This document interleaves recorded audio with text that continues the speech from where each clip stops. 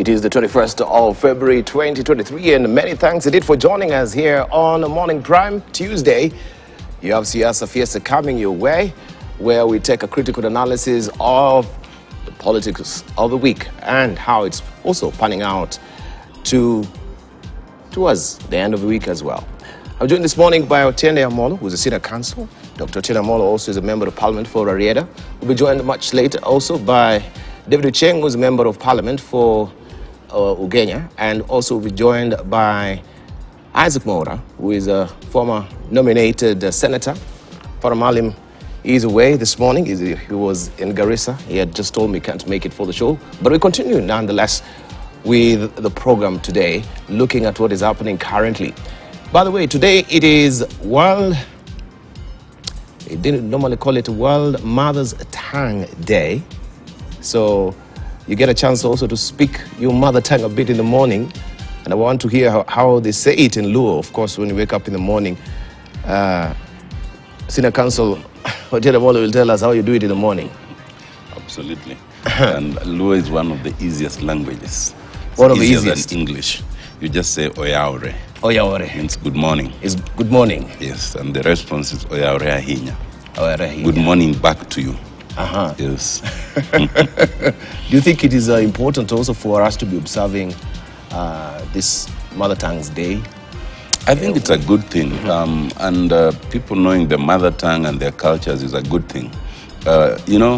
Knowing your culture is not by itself tribalism. Yes. So the negative aspect of tribalism is when you seek to have an advantage only to those who belong to your tribe or to your formation, to the disadvantage of others. Now that's when it becomes negative. But when you practice, the positive aspect, knowing your culture, inclusivity, there's absolutely nothing wrong with that. Yes. You know, there was an idea people were really burning with regarding culture and how also we should maybe in our syllabus be teaching using mother tongue. And I think also Right Honorable Raila Odinga was really championing this because you've got a better grasp. Absolutely. Using your mother tongue. Absolutely. I think that as long as mother tongue, teaching mother tongue does not interfere with the other subjects, like a national language, like English and Swahili, there's actually nothing wrong with it. I will tell you that some of us were actually taught in mother tongue in the rural schools. In fact, the story I always tell is of my Swahili teacher who was teaching us Swahili in mother tongue. How is that?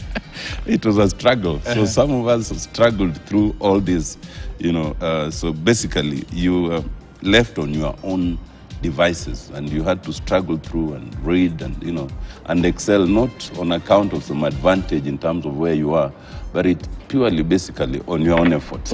Yes. I wonder sometimes, a country like Tanzania where they're teaching purely in Swahili, what are some of the terms they use, maybe in chemistry, like covalent bonds? How do they translate that? But I saw the president recently directed that now she wants people taught in English because she realized, and I think for good reason, that while emphasizing Swahili as a language of choice is a good thing, but it causes restrictions in terms of opportunities beyond the country. Indeed. Because you will find many of our brothers and sisters from there then hampered from, the international arena. And so I think a good mix is a good thing.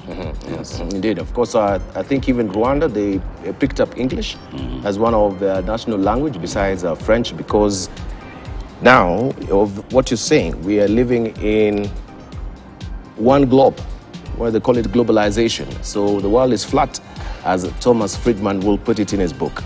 All right, let's see what is fresh off the press this morning. You're waking up to these headlines today.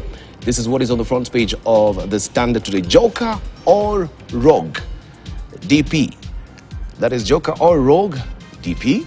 That question is being asked there. Case of Gachagua. If we just put it in full so that we can move on together. Power of tongue. This is where it says that whereas Deputy President has come off as a straight talker or a man who shoots from the hip, his remarks and actions are increasingly seen as unsuitable for a person occupying the second most powerful office. That is the standard for you, as you can see it.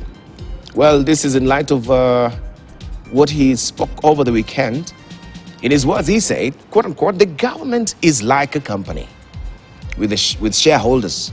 There are those with a lot of shares, those with a few. Only those that have invested deserve to reap the dividends. We have Governor Sakaja, slow down.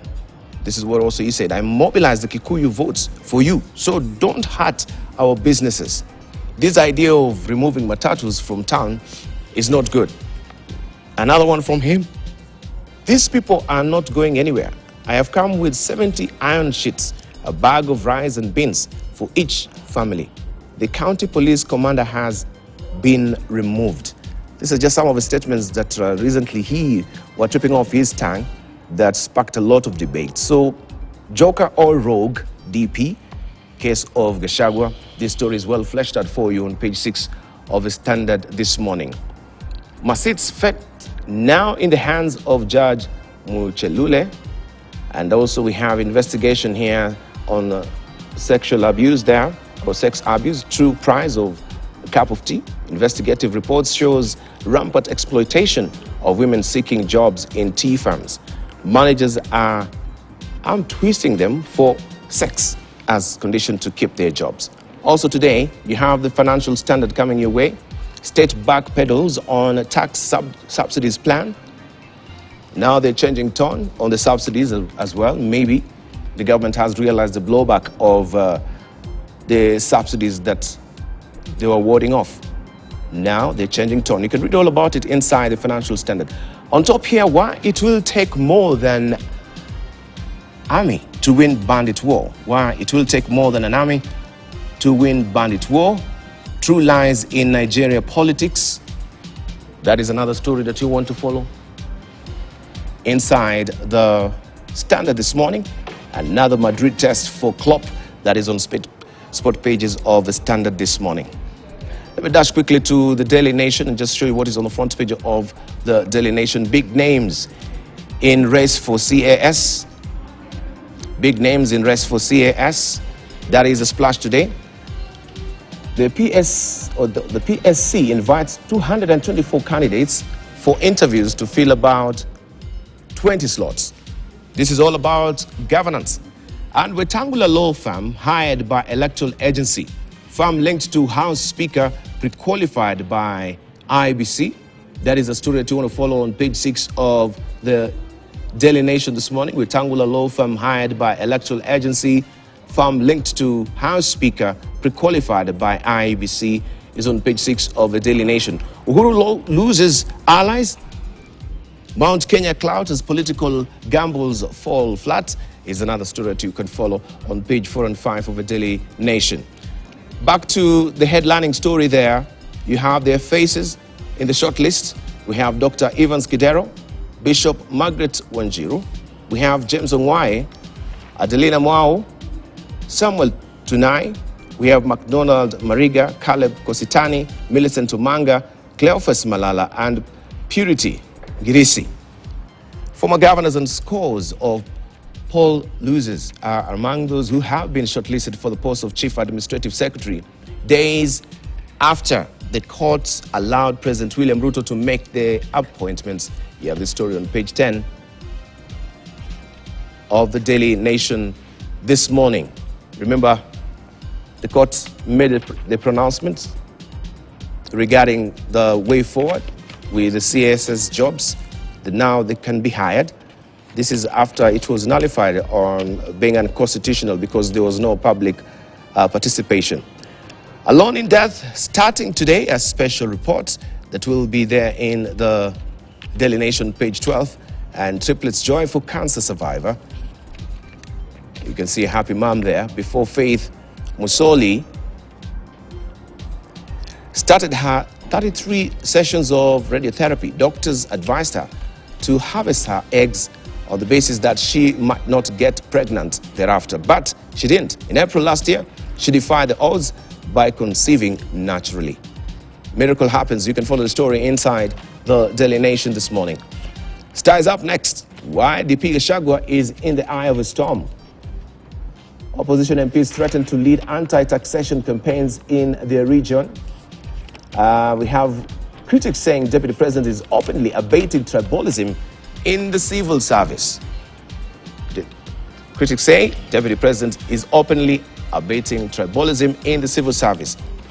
Also, high cost of living pushes Mathare residents to the streets, where we can see parents and learners from Mathare march on Juji Road to the office of the Deputy President yesterday to protest against the high cost of living that has resulted in low Form 1 transition in the area, with less than 1,000 out of 3,000 students who sat last year's KCPE exam reporting to high school. You can follow the story inside the Star as well. High-powered lobbying as PSC lists CAS jobs for President Ruto to peak, and mystery death as praying man in his 20s fall from Holy Rock at Kit Mikai. Let's see what the teaser has for us on top there. Unga price is likely to rise next week. This is what millers are saying. You can follow the story on page 2 of the Star today. All right, we have People Daily. State agencies face budget cuts, supplementary spending, development tax, 106 billion shillings slash, recurrent allocation up, teachers offered 6.4 billion shillings more. Also roads are trimmed there, and it is broken down for you as well. 3.36 trillion shillings amount that was approved as a national budget in June 2022. 3.37 trillion shillings, new amount after the supplementary budget before Parliament today. We have 10 billion shillings cut in Ministry of Defence budget despite ongoing crackdown on banditry, and also 1 billion shillings. This is additional reduction in the money proposed for Kenya Airways bailout. On top here, Gachagua, it will be first come, first served in Kenya Kwanza. It will be first come, first served in Kenya Kwanza. Experts to guide public on GMO foods. Read all about it on page 12 of the People Daily this morning. This is how it looks. Gachagua alipua vinyonga wa Azimio. Gachagua alipua vinyonga wa Azimio, awaambia wanaojipendekeza kwa Ruto kwa sasa wasitarajie mazuri, ila wasubiri mabaki yatakayosalia. You know the story. You can follow it on page 2 of Taifa Leo this morning, and this story is tucked away on page 2 of Taifa Leo. Also, mshtuko aliyekufa akijitokeza. Right? All right, that also telltales. You can read the story there on page 4 of Taifa Leo. Uhuru azidi kutorokwa Jubilee. Viongozi wengi katika chama hicho wayoyomea kwa Ruto. And that story is tucked away on page 3 of Taifa Leo. Let's buckle down to some business. KRA seeks sniffer dogs to catch cash hidden in bags. Right, KRA is going all the way, and it is letting it all hang out to try and rope in every cash imaginable so that they can try and meet their targets. KRA eyes cash in handbags and jacket pockets. Kenya sees rise in undeclared money from travelers. You can read all about this on page 2. It's all about illicit money. And NIS fights 10 billion shillings budget cut in austerity reviews. Parliament censures Treasury over 6 billion shillings telecom transaction. And our construction workers are paid in Kenya. Read all about this inside the Business Daily today. Property auctions cut bad loans by biggest margin since 2007 is another story that you want to follow on page 2 of the Business Daily. In Uganda, this is what is happening. Scientists unveil plan to keep maize clean. That is a splash. And car owners to pay 735,000 shillings for new number plates. You can read all about it inside the Daily Monitor if you're waking up in Uganda. In Tanzania, the Citizen, ATCL sees situation normalizing soon. Air Tanzania Company Limited is optimistic that its remaining 2 Airbus, that is A320-300 planes that have been grounded due to engine problems, will be back in service next week. You can follow the story on page 2. Health Ministry experts meet to draft IVF guidelines. And that is the story that you want to follow also on page 3 of the Citizen. Still in Tanzania, we have Mwananchi as well. Sintofahamu MV Magongoni And you can read all about it inside the Mwananchi as well. This is MV Magongoni that is coming for repairs. It will be docking in Mombasa. And how high prices buoyed Rwanda coffee exports is the splash there. Rwanda has already surpassed the target to generate $95 million from coffee exports annually by 2024. And back to, of course, the front page of the Standard.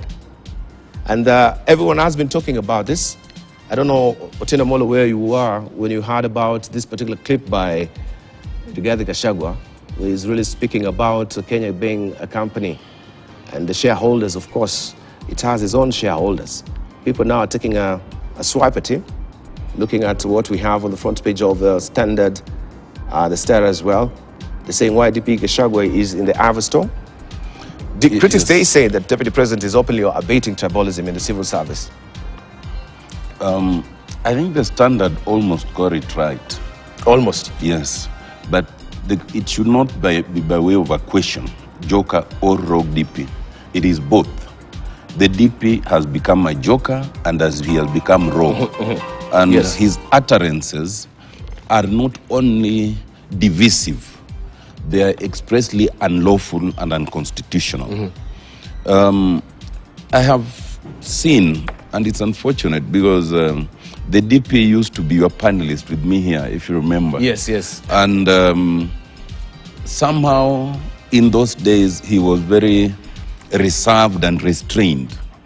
But since he got to be the DP, he has become very reckless. I have seen clips where he was going to a public baraza, parading people who want jobs and singling the ministers and saying, you want a job in which department? Education? Hey, Waziri, make sure you employ him. You want a job in which, that's outrageous. I have seen clips where he was berating Governor Sakaja, saying that he's the one who mobilized the Kikuyu to vote for Sakaja. Yes. I don't know why in his mind he believes only the Kikuyu live in Nairobi. And that therefore only the Kikuyu as an ethnic group should be favored as opposed to others. Even those utterances should never be heard to come from a person who claims to be DP. Yes. I have seen here now where he says that government is like a company and only those who voted for the government, should be favored. There's a very good response by Philip Etale yes, that I was looking at, I think at the Star, and he makes a point which most people do not seem to remember. I think it's on page 14. The first point to be made, which is not made by Etale, but this is based on the Constitution. Yes. Our Constitution recognizes what we call the national executive. And the word national is used in Article 130 and throughout. The national executive comprises the president, the deputy president, and the cabinet. Because at all material time, the executive must be national, okay, yes, and not tribal. More importantly, it must be remembered that we are in an election where anyone who claims to have won or was declared should be very restrained, yes, because they did not get a supermajority. You must remember that for the first time, 8 million Kenyans who are registered to vote did not vote.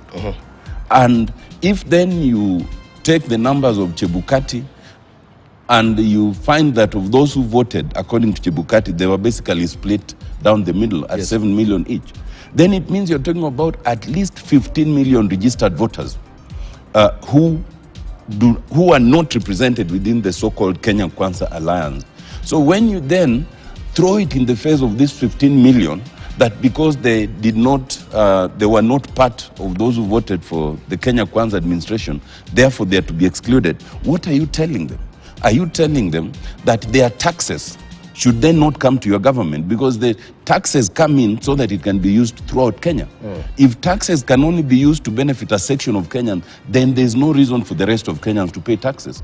There is no reason for the rest of the Kenyans to respect that administration, whether it's the police, whether it's the authority of any other entity, if it will only stand for a section of Kenyans. You are delegitimizing the whole idea of government.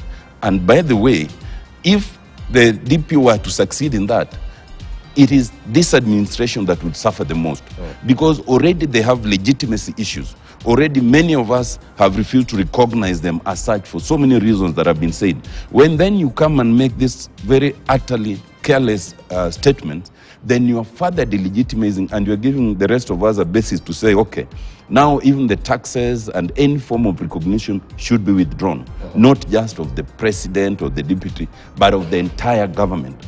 And I've seen some of the ministers are taking cue and making similar utterances. Those are very dangerous utterances, because we all pay taxes and we are all entitled to government services. When you are a minister, whether it's roads or whatever else it is, you are not the minister only to serve those who voted for you. You are the minister to serve the entire country. And I think these are things that must be called out, not even by way of question, the way the Standard is putting it, but expressly and loudly. I think it's unfortunate. Yeah, but do you think also he will come and say, yeah, you're calling it out, but this, I was just saying it with my tongue family in cheek. Don't take it or blow it out of proportion. Yeah, as a deputy president, you cannot say anything in tongue-in-cheek. Anything that can cause serious damage to the country. You cannot have such reckless utterances. I think that the DP should be restrained. If I were William Ruto, I would tell him talk only on need basis and stick to the written script. Because every time he tries to talk off cuff, the things that come out of his mouth are very unfortunate. So what does it really portend for the Kenya Kwanza administration in this regard? Because this is not the first time we had the Mashamba system, also that really drew a lot of flack. And still we can hear, and I saw another clip as well, that we have administrators also even from the Kenya Forestry Service as well, who are pushing, wananchi back to the Mashamba to go and, of course, farm out maize. Still, when you're still grappling with the issue of climate change, that still is persistent, that they still want to do what they had declared they will do. Something needs to be made clearer.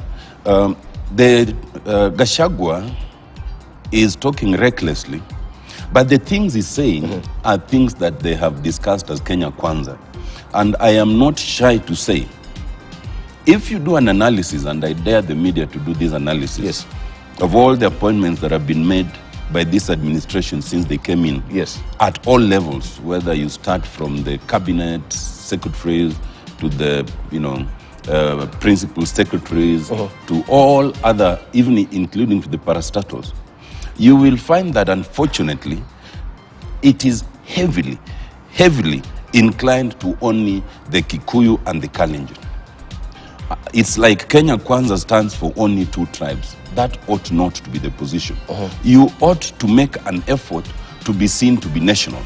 And I think it is taking a cue from that Gachagua now feels that nothing else matters. I want to say two things. When I read this story, that he led a team over the weekend to defy court orders, a matter that was in the magistrates court, in the high court, and even the court of appeal. And then in defiance of that, he went and, helped some people, construct houses. And it is claimed that he then sacked the county police commander. And the police is supposed to have an independent command. The deputy president is not part of that command. It shows this is a man and this is an administration that does not care about the law. It does not care about the rule of law. It can pay lip service when it is appropriate, but at the end of the day, they believe they are just, a law unto themselves. And I've said this, we are fast going the trajectory that we thought we had left decades ago. And that trajectory is what's defining the numbers of our members of parliament who are being wooed to join the Kenya Kwanza brigade, because they do not need that for whatever else they would want to do. But they need those numbers so that when they take more drastic action, Parliament will be toothless in terms of checking the executive. When they need to amend the constitution and introduce unpalatable things, Parliament will have the supermajority to support them. That, unfortunately, is the line we are going. And those who are cheering this administration, the churches that are cheering them on, the civil society that is cheering them on, and even parts of the media, will realize when it's far too late, when we are far too gone to reclaim it. This is the time to put a stop to this. If we don't, and as long as they are cheering them on and thinking that they're in the right trajectory, by the time they realize what hit them, it would have been too far. So Kalonzo Musyoka, we have him saying that with the administration right now, they're clawing back on the gains of the multi-party democracy. This is a big threat to, of course, multi-party democracy that we've actually worked very hard to cross that particular threshold to where we are. With now also the Kenya Kwanza administration trying to creep into ODM and to woo some of the party members on their side as well. We went so far, and that's why we didn't just abolish the one-party system. But in our constitution right now, Article 2, Article 4, start by stating that Kenya is a multi-party republic. That multi-party means if you are trying to have a situation where you kill all other parties and all other coalitions and end up with one, you are actually moving against the Constitution. You are trying to do the very thing that the Constitution contemplates should not be done. And that is why it must be resisted at all costs. And anyone who therefore does not respect that kind of formation is one who does not respect the constitutional democracy that we have given ourselves. Right. Let me rope in Mheshimiwa David Ochen. Thank you for joining us this morning. Right, on this other side of the tracks. I know it's been a while since you were here as well. Since, is it, last year? Beginning of last year? When you were, no, not in the morning. Yes, yes. Not in the morning. That's right. Yeah, when you were giving your stump speeches in the, of course, the electioneering period as well. How have you been? I'm good. Good morning. Good morning to you. Good morning, Senior. Yes. Good morning. How are you today?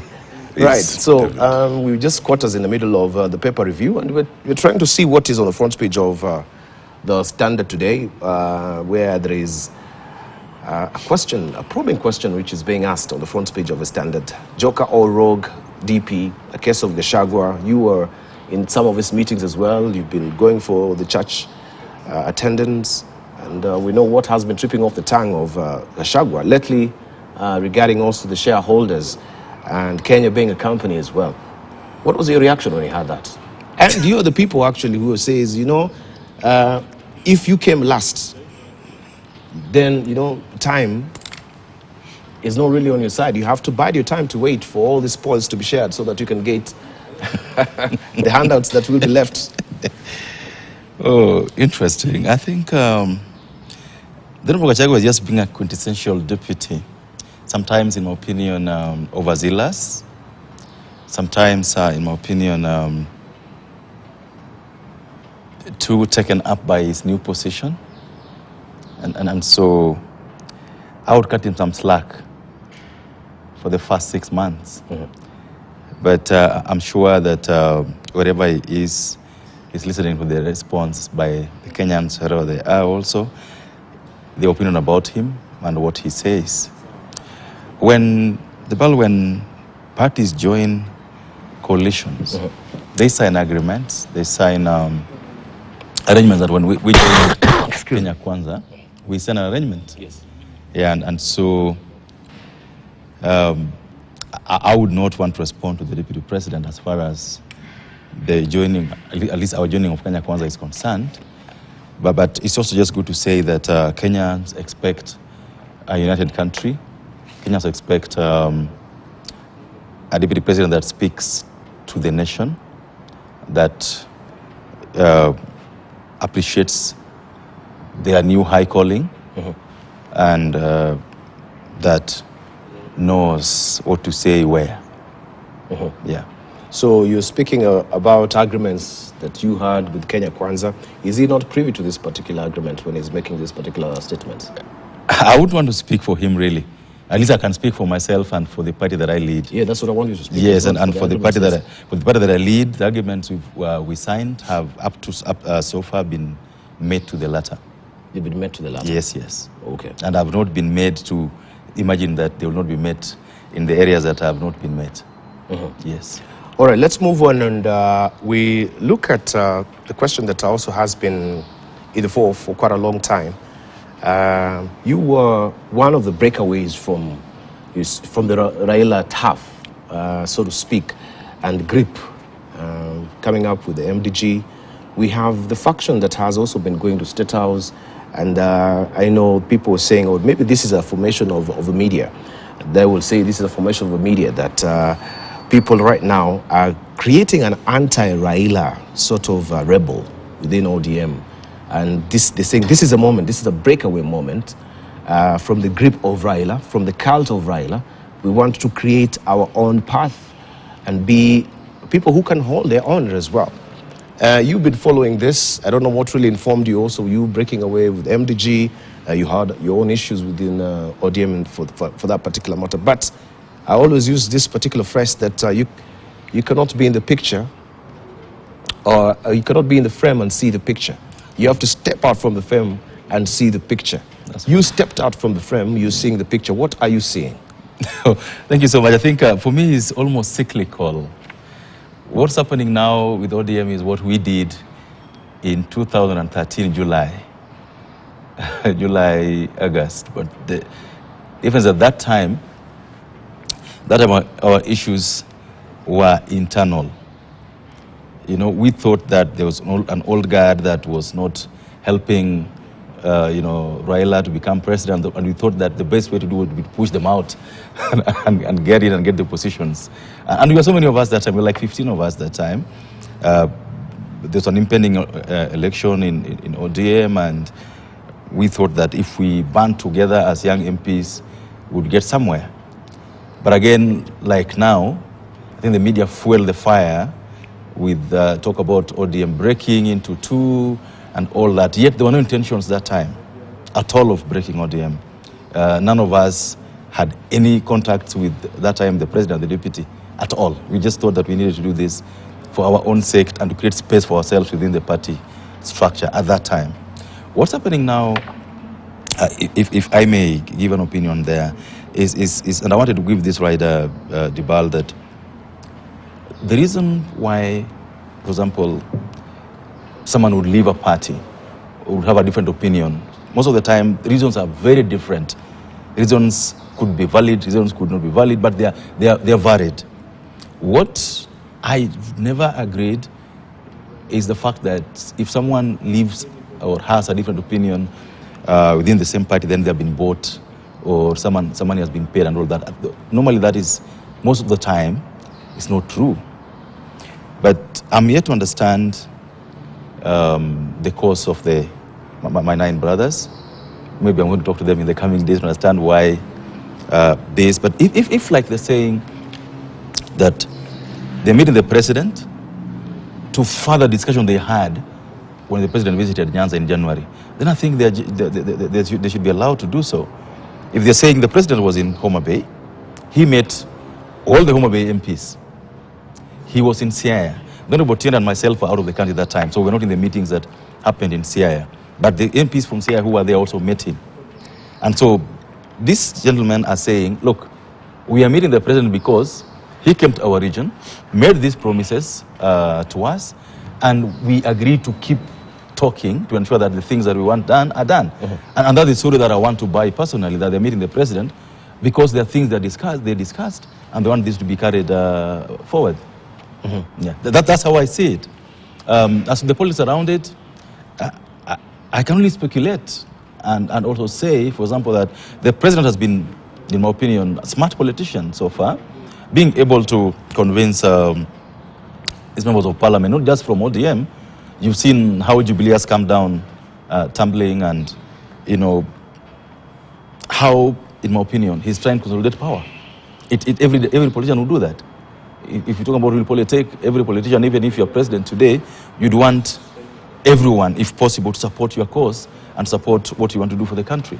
And in that regard, therefore, I think he is entitled to talk to any politician, including Honorable Tienda, who is here, to tell him what he wants to do for the country and convince him that could you, for example, support this idea of mine in Parliament. In that opinion, I mean, in that space, I would not expect that there's something wrong with that. It happens everywhere in the world that when the president comes into power and he thinks he has an agenda to sell, he would want to talk to Parliament and see if members of Parliament could understand his point of view and support him whenever that support is necessary. Talk to Parliament or try and woo some parliamentarians to his side so that he has a muscle, as you said, a super majority within Parliament. Look at this way, Debal. If you went to America today and you've been around for a while, you find that once in a while, the president would, for example, if the president is democratic, he would try to get some, what in quotes we call level-headed members of Republican Party when he's looking for some bipartisan support on a bill or a matter on the floor. That is very normal. It just doesn't happen in Kenya only. It happens everywhere.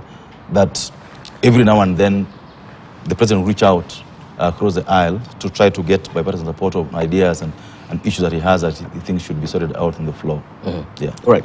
Otina Molo, was there any hand that was proffered to you as well from the Kenya Kwanza side to try and be wooed to cross over, or you approached? Has there been any attempt? Maybe you've never really, let it all hang out. You can tell us today. I think that those people know who to approach. And I think some of us, they decided that there's no need to even try. So I can assure you no one has reached out to me.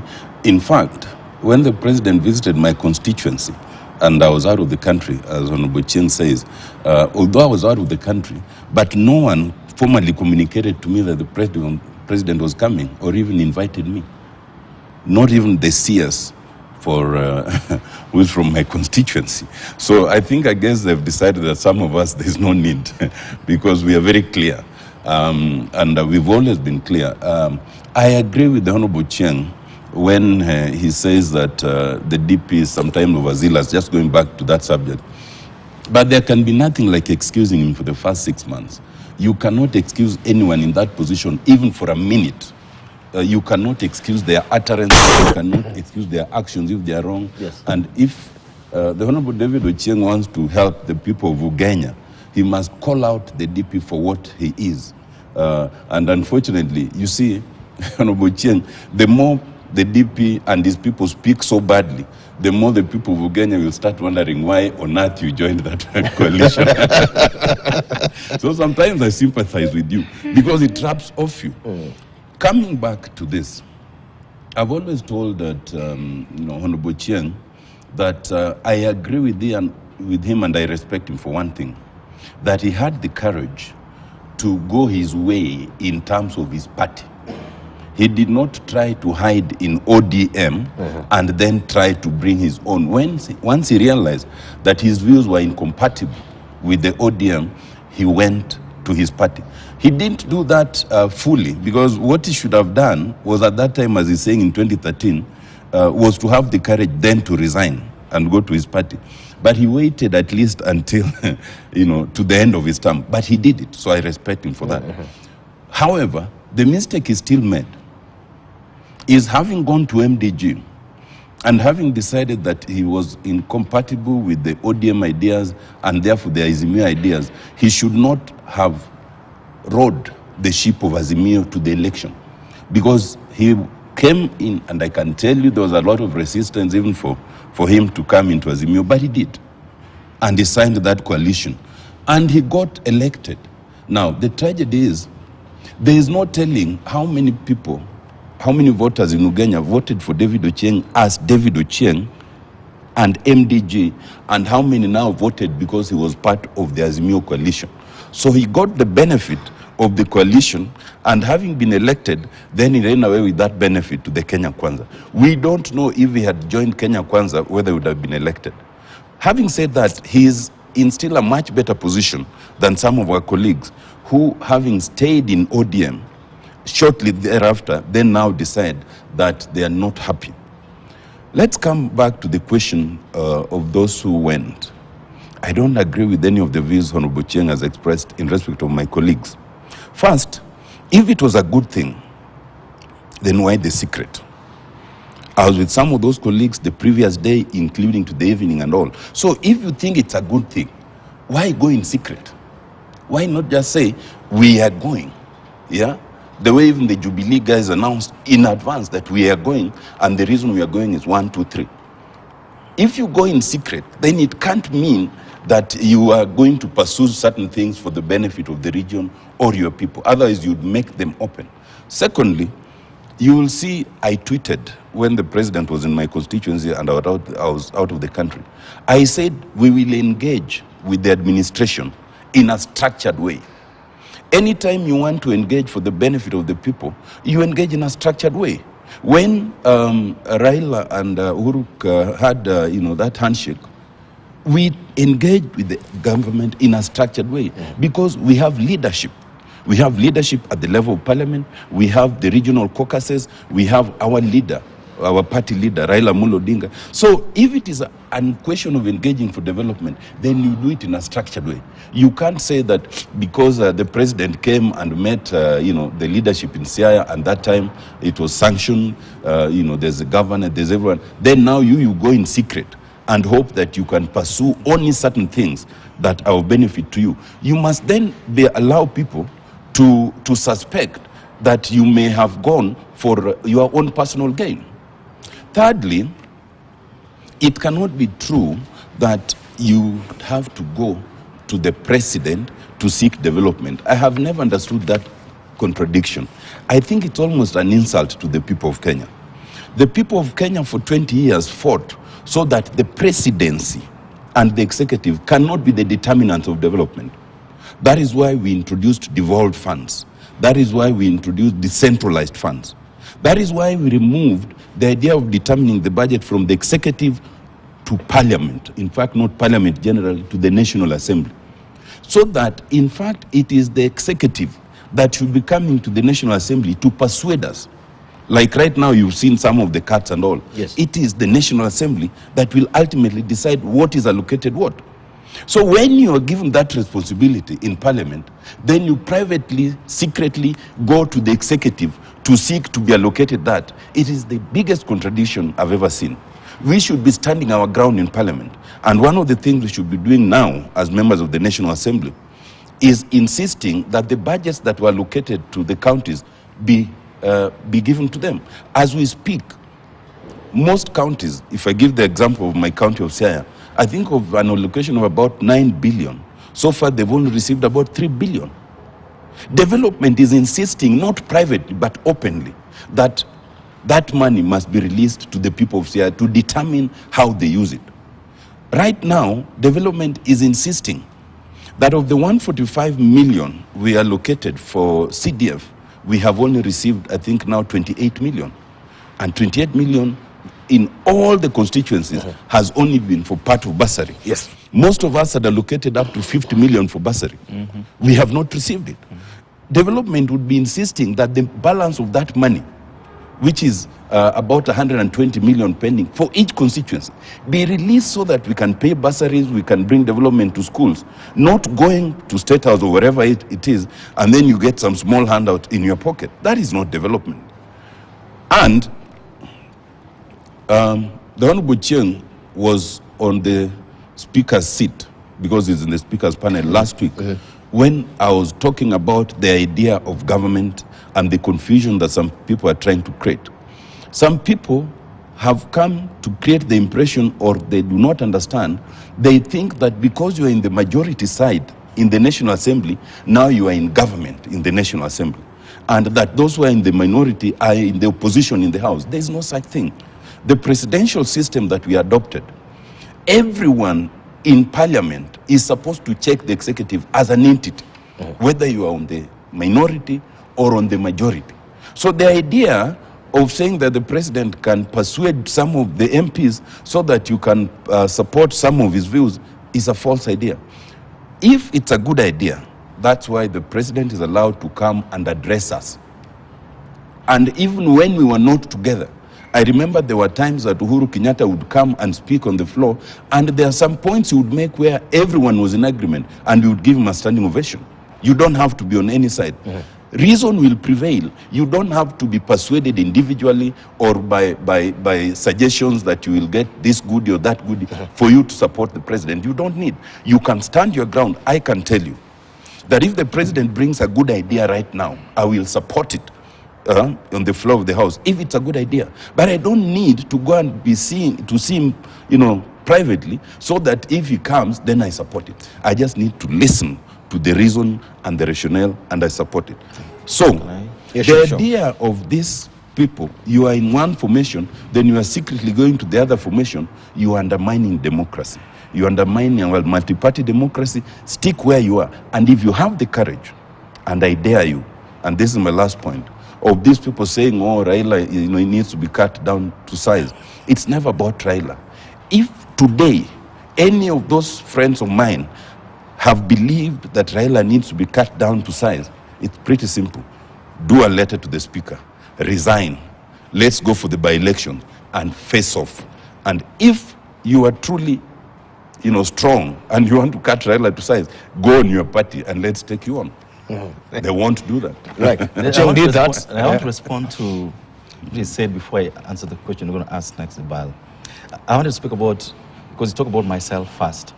I said earlier that, you know, between 2013 and 17, I didn't join Jubilee.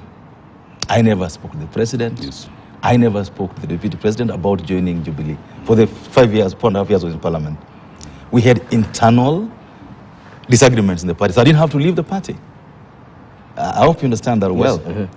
And to Dibal, and I tell you this without pure contradiction, I'm one of the only politicians from Nyanza who, in 4 elections, I have never, and underline the word never, been campaigned for by Raila Amolo Odinga. Not once in my political life has Raila ever come to my constituency to ask people to vote for me. Never. That has to be made clear. Not once. So the idea that I win because of him, I think is just far-fetched. Number 2 is... But you're still running under the party. That's true. Yeah, so it doesn't have to be... But I can tell you for sure that there's no politician that I know in Nyanza who has held their own without Raila going to campaign for them, even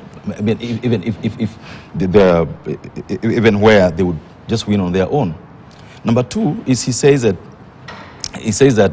in the last elections, I probably have got some, you know, support from Azimio. But Amolo knows that in 2019, they used to come to my constituency. 12 of them, 13 of them every weekend in a by-election. 2019, I hope you remember that by-election. They used to, and he was one of them, they used to come to my constituency for 3 weeks, 13, 14 of them. Ucheng is this, Ucheng is that, Ucheng is that. That's the election that I won with the Hijaz margin. There was no Azimio, there was no NASA. Okay? It has to be made clear that in 2022, ODM had a candidate in Uganda whom they thought should have won the election. And they came to campaign for in my constituency. And people were not convinced. And so the idea that somehow I got some Azimio votes to become MP, then they won't have run somebody in Uganda. So I want to just let that, to make that clear, that even today I would still hold my own in my constituency. Because I've shown that it's possible to be done. And so the decision that I make, the only thing I agree with him absolutely, yet sometimes I wonder why it is wrong for others to do it and right for others to do it. On the 9th of March 2018, no one was forewarned, not even the media, that there will be a handshake. Secrecy, highest level of secrecy. So when Honorable Amolo says that these guys went to set out with secrecy, why was he not a secret at that time? Because people knew about Raila going to Uru and to have a handshake on the day and the time they did it. Was it right that time? Is it wrong for these 9 colleagues of ours to then have their time in the State House and take a photo with the president? Where's the secrecy there? If they did take a photo, if there are rumors that, oh, you know, they went, there's no one knows whether they went or not, they went to meet the president at the seat of government and the seat where the president sits in Nairobi. They took a photo with the president saying that we are here openly, we're not here secretly. I don't think there's secrecy at all in the way these 9 members of parliament conducted themselves. The secrecy is the fact that, you know, you bypassed the whole hierarchy of the party. We have the party leader, also him just knowing from the social media that they've gone to meet the president. That's what I'm asking. Why was it right? It would have been courtesy calls. Why was it right for him to do that on the 9th of August 2018 and not others to do it? These are politicians who are also planning the politics for the future. He's a party leader. Does it have to just... They have not claimed, and I think about this has to be made very clear. I have not heard any of 9 of them saying that they went to see the president as ODM MPs. or to speak on party matters. I don't think so. None of them has said that we went to speak for ODM with the president. None of them has said, and one of them was an independent candidate. So I don't think they went to meet the president as ODM lawmakers or speaking for ODM for that matter. But there's something that I really wanted to also discuss. If, for example, the presidency is that useless, if the presidency is not something that we should be fought for, then why have we fought for it for so long? Why do you want to be president if the Honorable Molo says that development comes, it's allocated in the parliament and it goes? Of course, it belies one thing, that when you form government, you have leverage. Because you appoint ministers, you appoint those who do the allocations, you appoint those who do the planning, you appoint those who do policy. So I think it is, in my opinion, quite cheap to claim that the presidency or the majority party does not count. It does. Because it has the numbers, it can pass policy, it passes budget. I personally sit in the budget committee. Part of our complaint is that we sat up to around 10:30 yesterday night trying to work on the supplementary budget. And I can tell you that forming government comes with leverage. It comes with a lot of things. So it cannot be assumed, therefore, that because parliament budgets, things will just happen. Then the country will be such a good country. Amolo was part of the team that wrote the constitution. There are things that as a country we've not come to live with or according to what the Constitution says. The Constitution 2010 talks about minority and majority. Agreed. But then why would you have majority in parliament if you cannot use it? If you cannot flex it? If you cannot use it for policy? The reason someone wants to have more members of parliament is so that they can pass their policies, so that they can... You saw at the beginning of this parliament the fight about who is minority and who is majority. Why? Because it comes with the territory that if you form government and in parliament you are in minority, most of the time you will fail. The only few times when, like Amolo says, you convince people that this is right to be done. But most of the time you want to pass your agenda and you don't have to always have your agenda hanging on the balance, that you don't have numbers and therefore you have to be at the mercy of the opposition. So the truth is that, much as it's an issue of nomenclature, there is opposition and there is government side in parliament. It doesn't matter, in my opinion, whether you put it minority or majority. The practice, and I've been in parliament now since the new constitution, the practice is that the minority side is literally the opposition. The majority side is literally the government side, because their job is to push for the government agenda. And assuming that that is not true, or using semantics to say that that doesn't happen, for me again also doesn't look at all practically.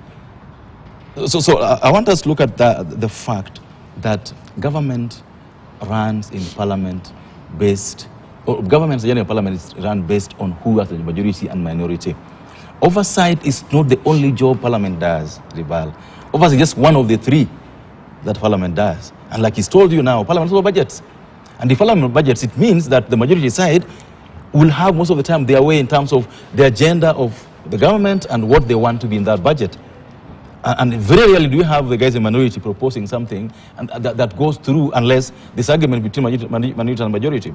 And so there is a reason people fight to gain power, There's a reason why people fight to become president. There's a reason people fight to have their parties having more members in parliament. And it can't just be wished away by saying that it's an oversight house and therefore there's no need for both sides. Thank you. Yeah, so I think I need to just make that clear. But I also believe that members of parliament, and Honorable Molo speaks his mind, it's a person I respect so much, but sometimes there are times when the majority could be wrong. The last year but one, and last year early, this gentleman you see here was under fire, was saying some very good, some very, uncomfortable truths. Regarding the BBI. I remember that time where BBI, we were getting a raw deal, especially in terms of constituencies and allocation of money to the counties. And he voiced his opinion, which I thought was so right. Oh boy, wasn't he just hit in the constituency severely by the same people he's now defending. And so I believe that there are times when, like Bill Clinton says, in the lives that we live along extremes. Like a broken clock, you say the right time twice a day. There are times when you're going to be right, there are days when you're going to be wrong, but you get by. My opinion is this, on this whole matter of the president trying to get support of the opposition parties, that he realizes that playing politics, hardball politics, he has a thin majority in parliament, he needs more members, and realizes that the parties are not being run in a manner that inspires confidence. Otherwise, if, for example, the ODM inspired confidence among its members about the agenda for the future, they would not want to do these kind of things. If, for example... So it takes advantage of us. That's the point. And which politician should not do that? All politicians do that. For example, in my case, if I am part of a Azimio team and you keep hitting on me, you don't want me to come back to parliament, I have no reason to be your friend. Right? So like I told you when we started, there are reasons why members of parliament would engage the other side. And I think ODM is guided that they should understand what is their members' problem. Not start hitting the president for talking to their members. Right. They should ask themselves, Thank why you. are they... We are due for a short break right now. When we circle back, I want you just also to, and put it on the table as well. When you hark back to 2013, there are so many reasons that informed you to actually, forming MDG. Yes.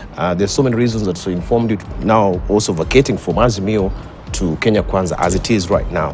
When you look at inter-party democracy, what is lacking within ODM that now it's experiencing all this implosion? It seems the structure is there, but people are not really following the structure. Is it the personality? Is it the need to overhaul the whole party itself? What will be one poignant point that will put on the table and say, for ODM to survive, then this has to happen? Is Raila the problem? Or ODM itself, with its organ, is the problem? Okay, we'll take a short break. When we circle back, of course, we continue with more. Don't go away, you're watching Siasa Fiesta.